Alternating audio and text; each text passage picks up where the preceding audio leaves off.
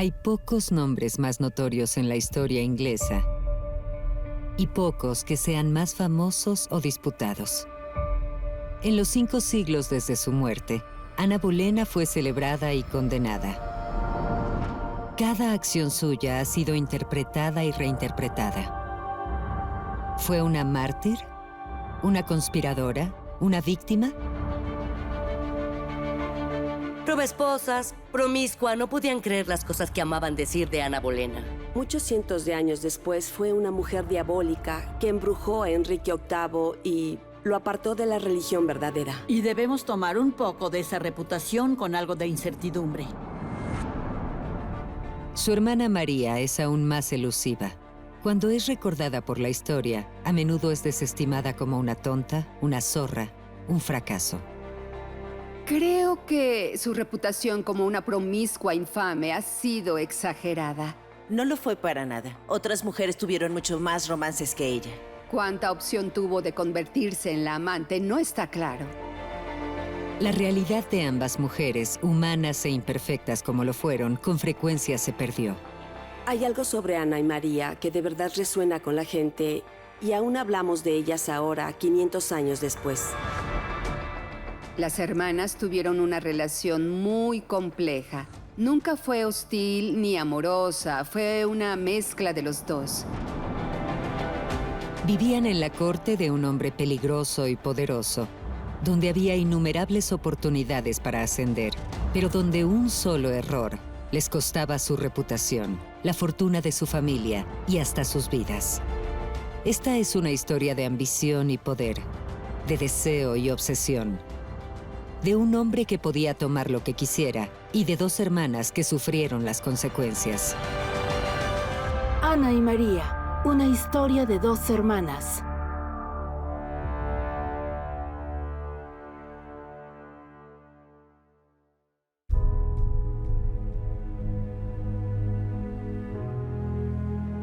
A pesar de que las mujeres fueron muy notables, muy poco es conocido con certeza sobre sus vidas. Su apariencia es disputada. El retrato más famoso de Ana Bolena no fue pintado durante su vida, y la única imagen que tenemos de María ahora se piensa que es de alguien más, quizás de Ana. Tampoco se sabe con certeza cuándo nacieron las hermanas.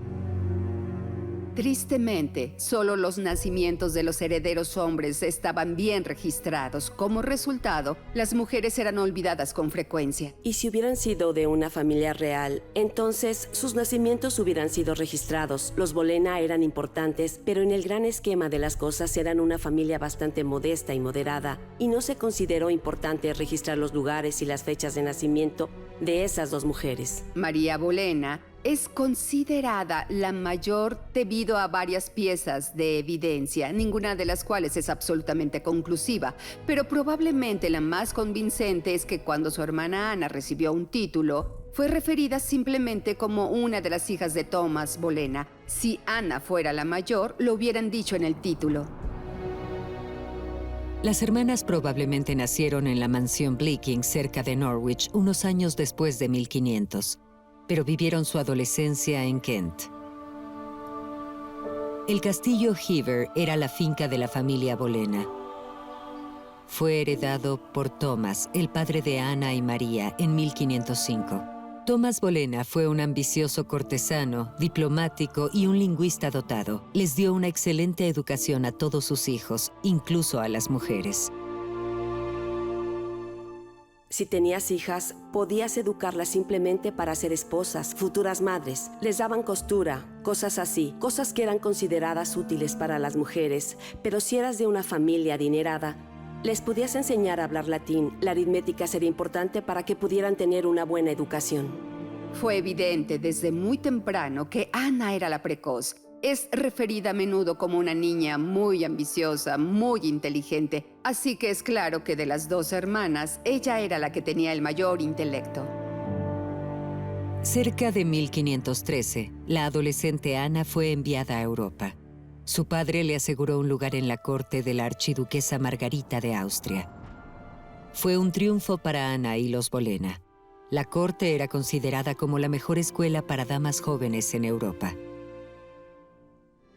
Ir a la corte de Austria de Margarita, no puedo describir lo importante que fue para ella. Es como si tu hija fuera actriz y tuvieras la oportunidad de ponerla en una película de Steven Spielberg. Es como darle esa oportunidad. La corte de Margarita de Austria era conocida por ser bastante extravagante y artística, y Margarita de Austria era ella misma una mujer muy amable y generosa.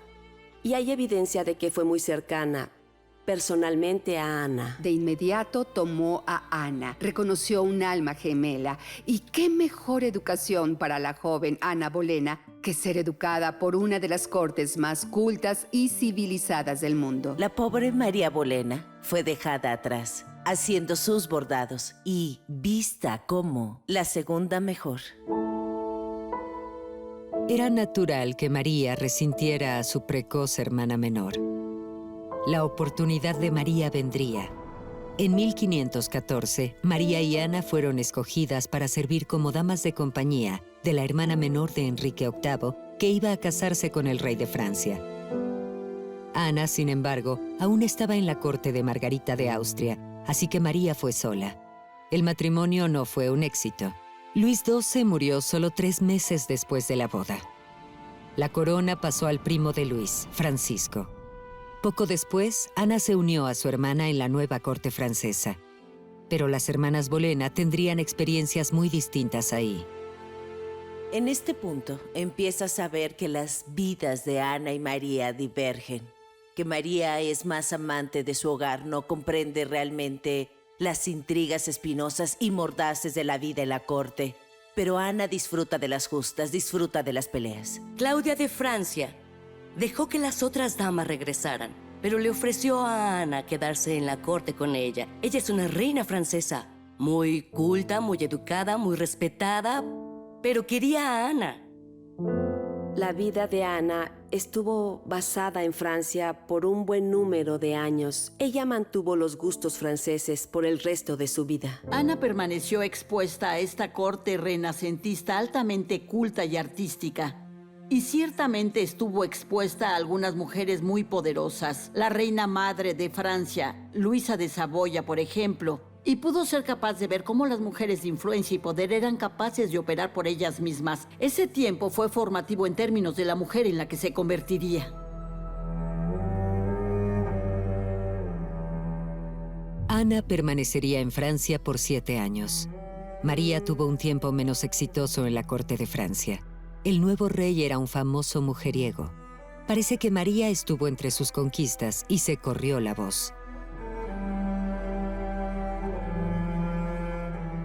María pronto llamó la atención de Francisco, quien era muy similar a Enrique VIII. Su imagen reflejada en Francia amaba a las mujeres, amaba las cosas finas en la vida, y por supuesto María Bolena era una reconocida belleza, así que pronto llamó su atención. María desapareció de los registros históricos por los próximos 5 años. No estuvo en la corte francesa ni inglesa por los siguientes 5 años. Algunos han especulado que fue a una casa noble en Francia. Ahí, fuera de la vista, su reputación podía arreglarse y María podía ser instruida en la conducta que se esperaba de ella. Todo lo que se sabe con certeza es que el 4 de febrero de 1520 María estaba en Inglaterra, ya que ese es el día en que se casó. El rey Enrique VIII fue a su boda. Tal vez ahí fue donde María llamó su atención, pues poco tiempo después comenzó un romance con ella. El romance de María con Enrique VIII es fascinante porque hay evidencias muy fuertes que sugieren que no estaba completamente complacida con eso y que Enrique maniobró para ponerla en una posición que la obligó a convertirse en su amante. Usualmente esperaba que una mujer estuviera casada para seducirla y cualquier hijo que ella tuviera sería adjudicado a su esposo. Así es como se hacían las cosas entonces. Hay muchas contradicciones en la corte de Enrique VIII cuando se trata de romances. Así que por una parte todo es gobernado por un muy estricto código moral y caballeresco. Todo es muy romántico, pero debajo de todo eso hay una corte llena de ambiciosos hombres jóvenes, mujeres hermosas. Hay romances por todas partes. Y en la realidad es mucho menos moral de lo que Enrique muestra al público. Una mujer en la corte está en una posición muy difícil, sobre todo cuando el rey te inoportuna. ¿Qué dirías? ¿Sí o no? Él podía desterrarte, podía desterrar a tu esposo. Él tenía todo el poder y tú no tenías nada. En 1522, las relaciones entre Inglaterra y Francia se deterioraron. Ana fue convocada a la corte de Enrique VIII. Una vez más, eclipsó a su hermana mayor. Incluso cuando María era la amante del rey y probablemente tuvo un hijo suyo, ella fue pasada por alto en la corte. Ana era la estrella. Ana resaltaba entre las mujeres de la corte inglesa gracias a su influencia francesa, gracias a todo el tiempo que pasó ahí. Tuvo una excelente educación en Francia y también con Margarita en Austria. Ahora era su momento de brillar en Inglaterra. Siempre ha habido personas, hombres y mujeres, que tienen lo que en los años 20 se llamaba gracia. Hay algo sobre ellos que es extra carismático y Ana tenía eso saliendo de sus poros. No se sabe cuándo Enrique terminó su romance con María. Sin embargo, para 1526 ya había terminado, pues encontró un nuevo amor, que por supuesto fue Ana Bolena. En la década de 1520, la vida de las hermanas Bolena giraba alrededor de Enrique VIII. La mayor, María, tuvo un romance secreto con el rey y pudo haber tenido un hijo suyo. A la mitad de la década, fue Ana quien capturó el deseo del rey. Su dominio sobre él duraría más tiempo. Tendría consecuencias mayores. El romance entre María y Enrique VIII comenzó a esfumarse, sobre todo porque él siempre perdía interés en sus romances y la encontraba ella muy complaciente y dulce, pero no le interesaba lo suficiente como para atraparlo. Hay una idea equivocada de que entre Enrique VIII y María fue amor a primera vista. De hecho, le tomó al rey 4 años para percatarse de ella, así que solo fue alrededor de 1526 que Ana parece que finalmente llamó la atención del rey y le hace una declaración de amor a ella. No lo mantiene en secreto. Una vez que se enamora de Ana, se enamora bastante, está completamente obsesionado por ella. Pudo haber pasado una semana desde que se deshizo de una hermana y se movió a la siguiente. Pudieron pasar unos meses. Es tentador pensar que hubo unos pocos entrecruzamientos porque mientras pasaba tiempo con María, lo más probable es que Ana también estuviera cerca. El rey cortejó a Ana con estilo, la llenó de regalos, le escribía cartas de amor efusivas, la visitaba, de verdad la asedió. Trató de hacerla su amante, pero por supuesto Ana se rehusó a eso. Ana se alejó del rey. Regresó a la finca de su familia en el castillo Hever, donde permaneció por 2 años. Su ausencia de la corte ha sido debatida por los historiadores por décadas. ¿Fue un plan para aumentar el deseo del rey o fue un intento genuino para terminar su obsesión? Empacó sus cosas, se dirigió de regreso a Hever, se quedó con su madre. Eso no es jugar a hacérsela difícil, era difícil de conseguir. Lo último que podía suceder era que una cortesana de 1500 fuera capaz de rechazar a Enrique VIII. Creo que a diferencia de su hermana, Ana nunca permitió que su corazón gobernara su cabeza. Mantuvo un cierto grado de perspicacia política, pero vio a su hermana ser rechazada y creyó que tenía un propósito y un destino. Y creo que siendo Enrique VIII el macho alfa de Inglaterra, encontró eso increíblemente seductor y solo lo incitó a que la persiguiera aún más. Para 1527, la esposa de Enrique VIII, Catalina de Aragón, ya no podía tener más hijos. Su matrimonio de 18 años produjo solo un hijo sobreviviente, su hija, la princesa María. El rey estaba desesperado para que un hijo continuara con la línea de los Tudor. Se convenció de que Dios mismo se lo estaba negando. Catalina, después de todo, estuvo casada con su hermano mayor. Ella insistió que su primer matrimonio nunca fue consumado, pero el rey no fue disuadido. Catalina no permitiría que su matrimonio fuera declarado ilegítimo como si estuviera viviendo en pecado. Eso también haría que su hija fuera una bastarda y la quitara de la línea de sucesión. Y hubo una batalla de voluntades. No deberíamos dudar que si Catalina hubiera tenido un hijo varón, nada de esto hubiera sucedido. Tuvieron un matrimonio feliz por 20 años. En lugar de hacer lo que en realidad debió hacer, encontrar otra princesa extranjera con quien crear una unión, dejó que Ana tomara control de su corazón y decidió conquistarla. El asunto es que, cuando quería divorciarse y dejó claro que quería casarse con ella, no había nadie más en el reino con el que pudiera casarse. No había nadie que quisiera arriesgar su ira para casarse con ella. Así que sus opciones eran casarse con él o ser una monja. Asegurar una anulación no sería fácil. El rey le encargó ese asunto a su ministro jefe, el cardenal Thomas Wolsey. Por los próximos 5 años, abogados y sacerdotes en toda Europa debatirían el asunto. Mientras lo hacían, los Bolena se volvían más y más poderosos. Por supuesto, para una familia, la virtud de una hija era lo más importante.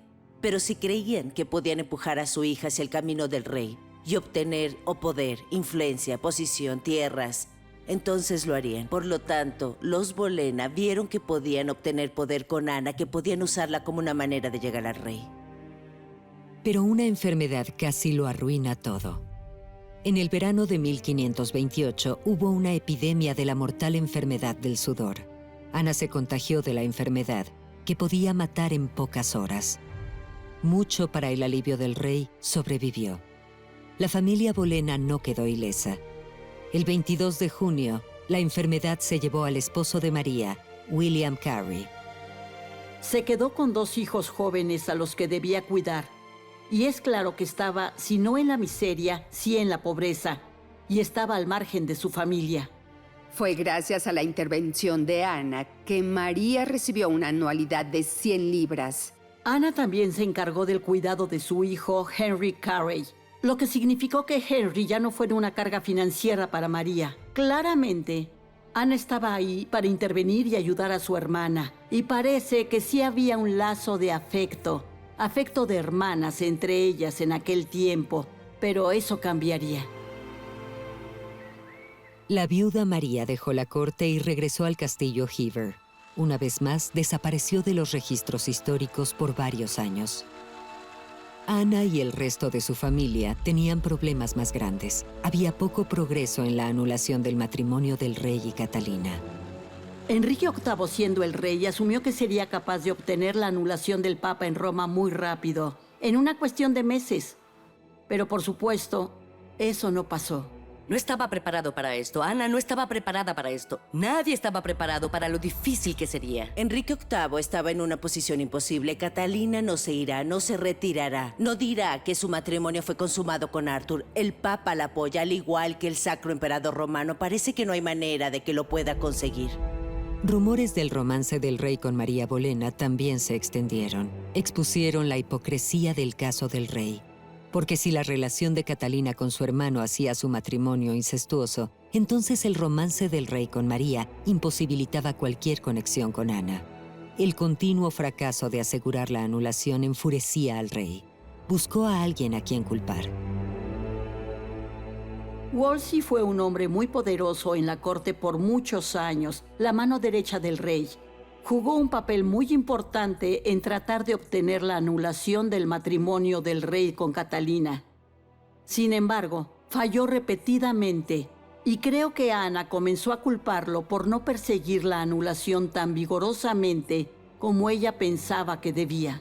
Ese fue el primer golpe para el cardenal. La segunda parte fue que comenzó a negociar con Europa y se acordó que si el rey hacía a Ana a un lado, la negociación sería más fácil. Cuando Ana se enteró, se ofendió mucho y se enfureció completamente y se negó a tratar con Wolsey. Y básicamente le dijo al rey que si no lo arreglaba, ella no lo soportaría. Wolsey era un estadista brillante, muy astuto, pero calculó mal. Pensó que Ana era solo interés amoroso corto del rey y que ella pronto estaría fuera de la corte. Por supuesto que fue un grave error de cálculo y pagó el precio. Wolsey fue desterrado de Londres. Fue acusado de traición y se le ordenó regresar solo para enfrentar los cargos. Murió en el viaje. Con Wolsey muerto, Ana se volvió más poderosa y ganó un nuevo aliado en la figura de Thomas Cromwell. Él compartía las simpatías de Ana para reformar la iglesia, y con su apoyo pronto tuvo el oído del rey. Intentó una estrategia distinta que la de Wolsey, y el rey Enrique sería declarado jefe supremo de la Iglesia de Inglaterra. Nadie podría negarle nada. Los años de espera de Ana casi habían terminado. En 1531, Enrique VIII expulsó a su esposa de la corte. Nunca la volvería a ver. Ana era reina en todo menos en nombre. A principios de 1533, el rey y Ana por fin se casaron.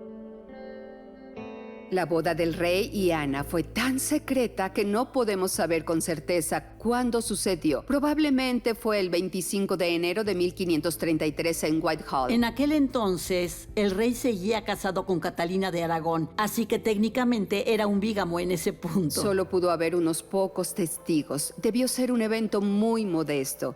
Y al final fue apresurado, y por una buena razón, pues Ana estaba embarazada. El rey desterró a su esposa de 2 décadas, rompió con la Iglesia Católica Romana y enfureció a la mitad del país. Todo por Ana. Todo por los hijos que le daría. Era el mayor triunfo de Ana. Su familia era la más influyente en el reino. Incluso María, aún recluida en el castillo Hever, ascendería junto con su hermana.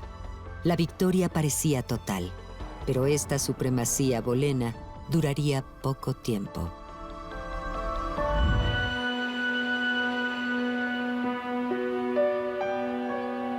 En 1533, los largos años de espera terminaron. El Parlamento pasó leyes para quitarle a la Iglesia Católica su autoridad sobre Inglaterra. El ministro jefe de Enrique VIII, Thomas Cromwell, finalmente forzó la anulación del primer matrimonio del rey, y Ana y Enrique por fin se casaron. Todo estaba listo. Ese junio, la embarazada Ana Bolena fue por fin coronada reina de Inglaterra. La coronación de Ana Bolena fue un asunto extraordinariamente lujoso, como nunca se había visto en Inglaterra. El rey no reparó en gastos, hubo desfiles y celebraciones en toda la capital. Hubo una procesión de barcos en el Támesis. Las celebraciones duraron 4 días. Miles de personas fueron a ver el espectáculo. Hubo fiestas.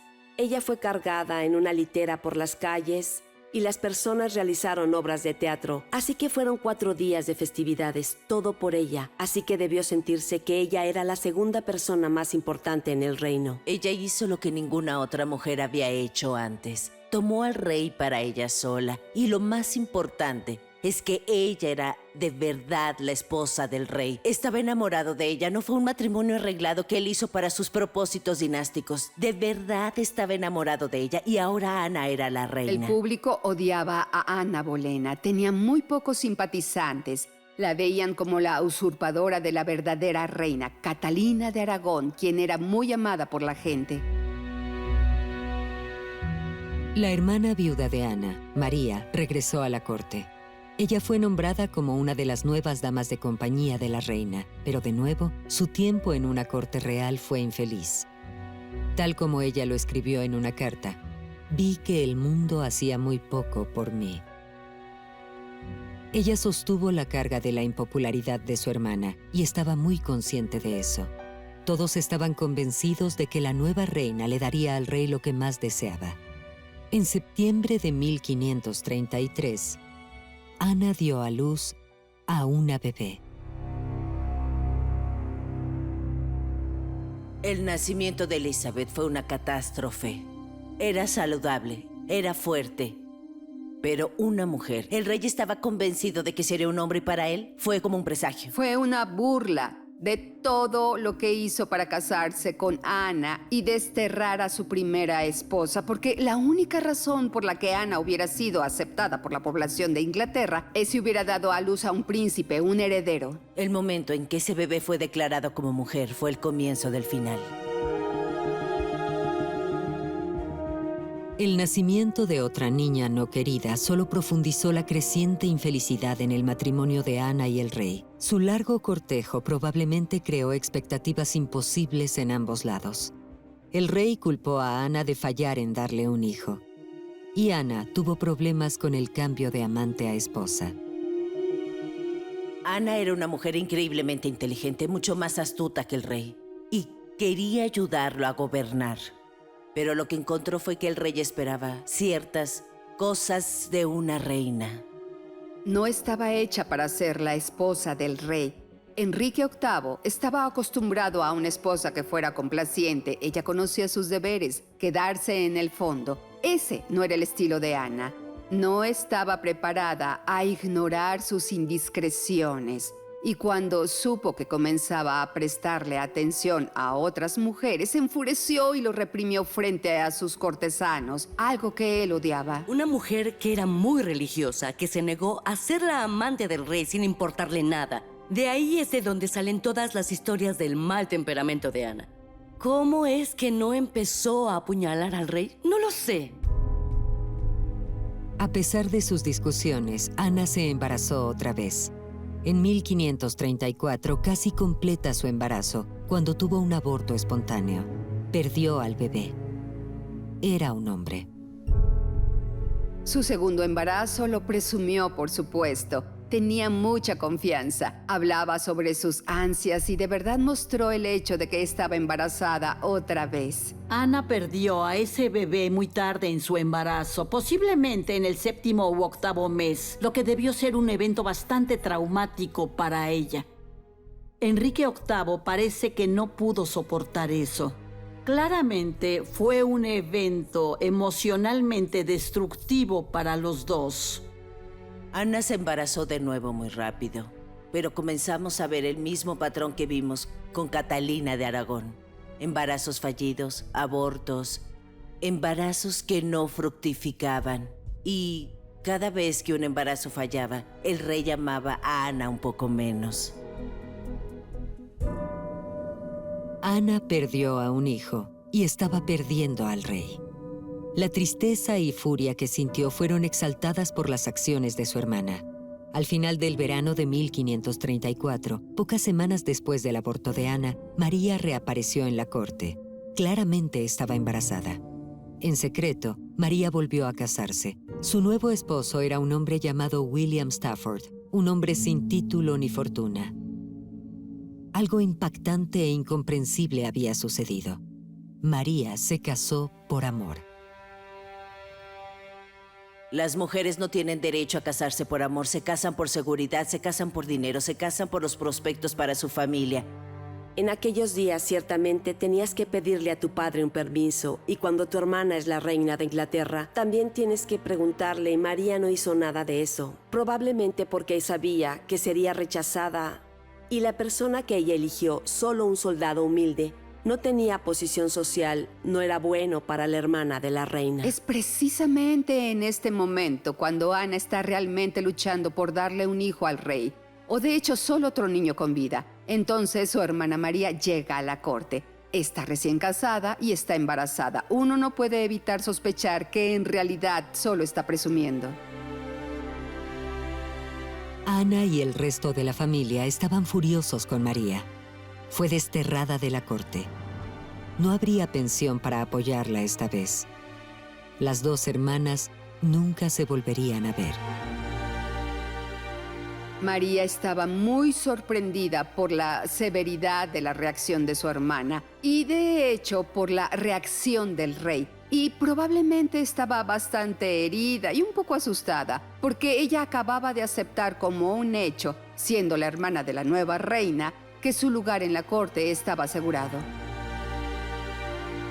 En una carta a Cromwell, María escribió: «Buen secretario principal, pídale a su Alteza Real que, tal y como siempre ha sido su costumbre, tenga piedad de nosotros».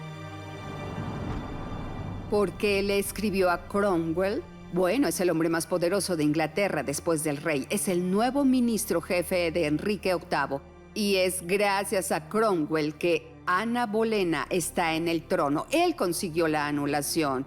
y puso a Ana en el trono. Así que por supuesto María le suplica que le ayude, pero sus súplicas caen en oídos sordos. Para aquel entonces, el astuto Cromwell ya no era amigo de Ana. Le ayudó a convertirse en reina, pero los dos discutían con frecuencia. Después del rompimiento de Inglaterra con Roma, un gran premio estaba en juego para reclamar: las tierras y propiedades de las órdenes monásticas. Pero Ana y Cromwell discrepaban sobre cómo utilizar el dinero. Thomas Cromwell envió a sus escuadrones a toda Inglaterra para averiguar cuánto dinero tenían los monasterios, y Ana sintió que el dinero de los monasterios, si lo obtenían, debía ser usado para buenas obras y crear oportunidades educativas entregando a la caridad.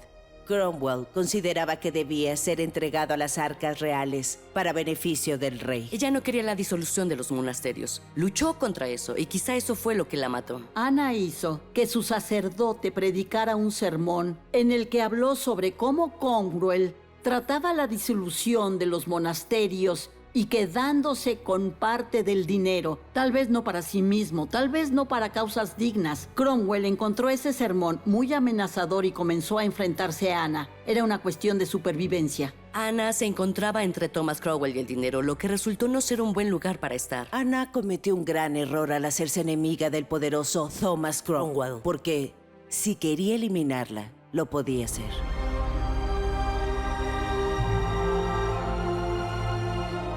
Fue Cromwell quien tramó la caída de Ana. Cuando sucedió fue repentina y dramática. Pocas semanas después de la muerte de Catalina de Aragón, a principios de 1536, Ana tuvo otro aborto. Era su última oportunidad. Pocos meses después, Ana fue arrestada, acusada de traición. El 2 de mayo de 1536, fue llevada a la Torre de Londres. La caída de Ana Bolena fue tan repentina como brutal. Enrique VIII la persiguió obsesivamente por casi una década.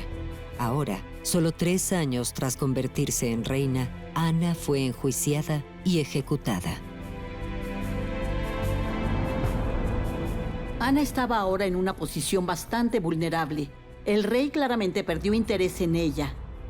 También perdió confianza en ella porque no le dio el hijo que él deseaba. Sus ojos cayeron sobre una nueva dama de la corte, Jane Seymour.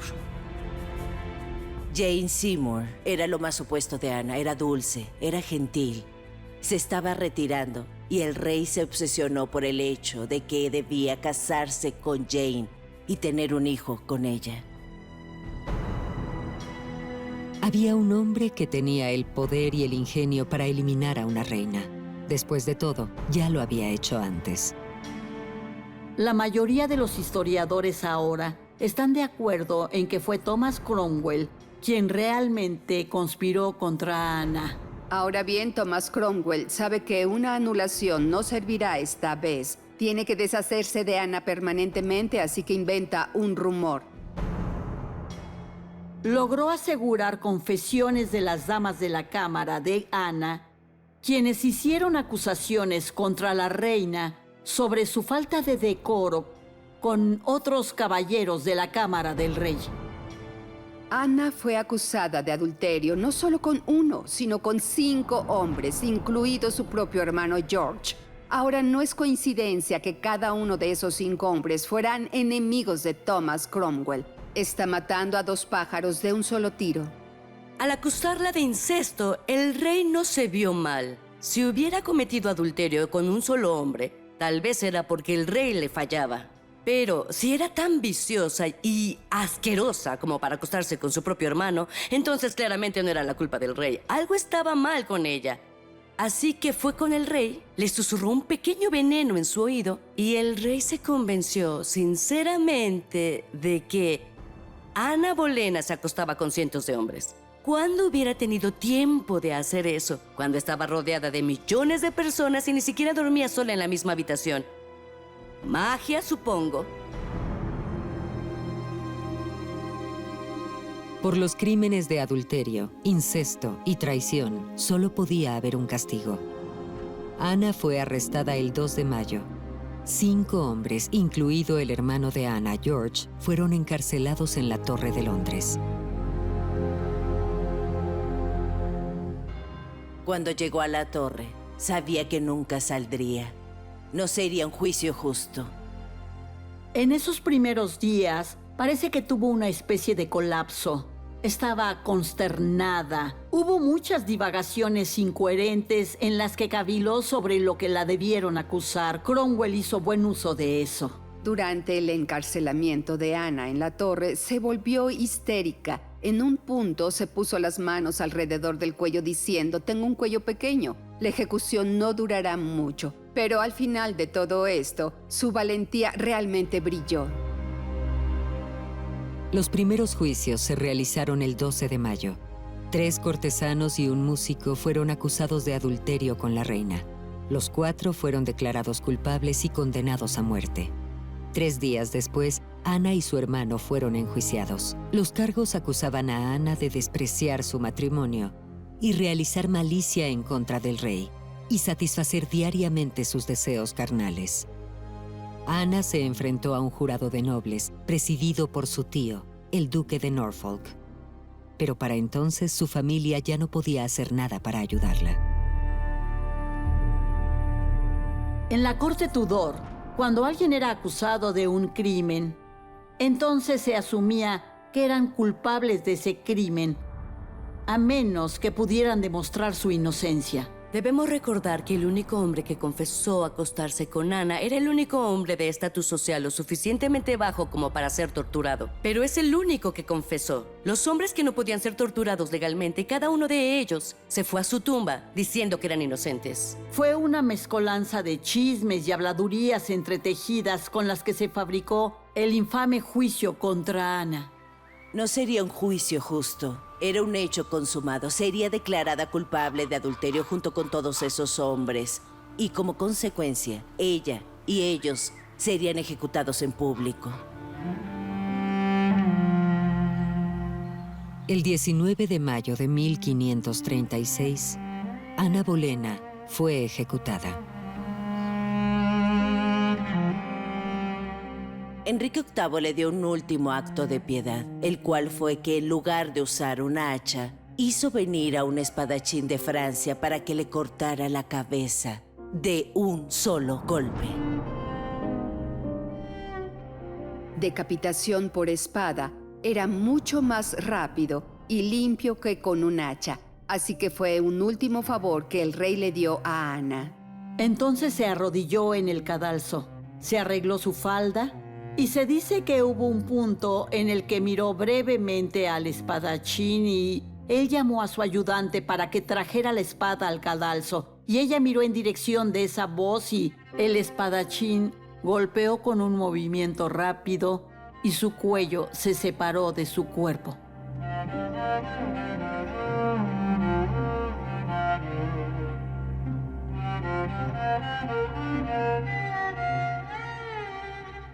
Pocos días antes de la ejecución, el rey hizo que el arzobispo de Canterbury anulara su matrimonio con Ana. Elizabeth, la hija de Ana, fue declarada ilegítima. Quería asegurarse completamente de eso. No bastaba con ejecutarla por adulterio. Tenía que disolver el matrimonio también. Necesitaba despejarle el camino a los hijos que tendría con Jane Seymour. Lo hizo siguiendo el hecho de que tuvo relaciones previas con la hermana de Ana, María. Esto los ponía juntos en el primer grado de afinidad, que iba en contra de las leyes morales y eclesiásticas. Y significaba que cualquier unión que hubieran tenido Ana y el rey no podía ser válida, y fue la razón por la que se anuló el matrimonio. Tras su ejecución, Ana fue enterrada en la capilla de la Torre de Londres. El rey se casó con Jane Seymour solo 11 días después. Ella le daría, por fin, el hijo que tanto deseaba. Eduardo nació el siguiente octubre. Jane murió poco después del nacimiento. Y a pesar de que se casó 3 veces más, Enrique VIII no tendría más hijos. Murió en 1547. La hermana de Ana, María, vivió en la oscuridad por el resto de su vida. No hay pruebas de que María se reconciliara con lo que quedaba de su familia. Después de que su padre murió en 1539, María heredó las propiedades de los Bolena y se convirtió en una mujer adinerada. No sabemos si estaba en Londres o en la corte. Desafortunadamente, no hay registros de lo que pensó sobre la caída de su hermana o de su hermano. Su familia fue públicamente humillada y terriblemente expuesta. Era claro que no había lugar para ella en la corte ni en la vida aristocrática de Gran Bretaña. Se sumió en la oscuridad. No sabemos mucho sobre su vida posterior, y eso pudo haber sido a propósito. Sabía cuándo mantener un perfil bajo. A menudo, María es vista como una mujer sin inteligencia, la Bolena más estúpida. A pesar de que su familia cayó en desgracia y sufrió mucho, y tanto su hermana como su hermano fueron ejecutados, ella se mantuvo fuera de eso y no fue arrastrada al juicio, al caso ni a la ejecución. Así que tal vez era más inteligente de lo que le damos crédito. María murió el 19 de julio de 1543. Su lugar de descanso, así como muchos detalles de su vida, es desconocido. Murió de causas naturales en un matrimonio amoroso y una buena casa, que es más de lo que se puede decir de su hermana. Los hijos de Ana y María moldearían la historia de Gran Bretaña por siglos. Los hijos de María se convirtieron en caballeros y cortesanos, y una de sus descendientes ahora está sentada en el trono de Gran Bretaña.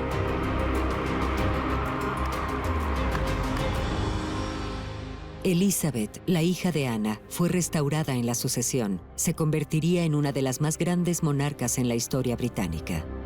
En su propia época, pocos valoraron a las hermanas Bolena más allá de su potencial de capturar el ojo de un hombre poderoso para darle placer u otorgarle un hijo.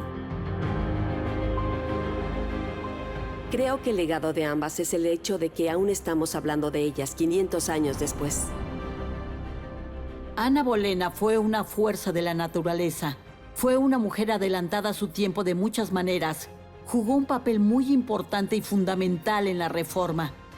Tanto que realmente cambió el paisaje. María, en cambio, fue más convencional. Era una mujer acomodada, que se convirtió en la amante del rey y vivió una vida confortable después.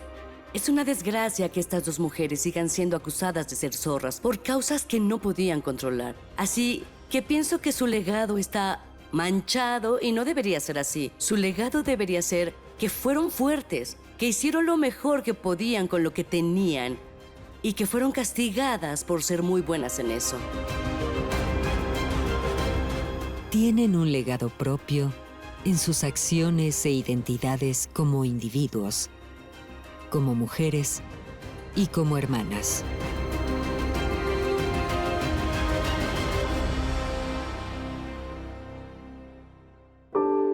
Doblado en Olympusat, México.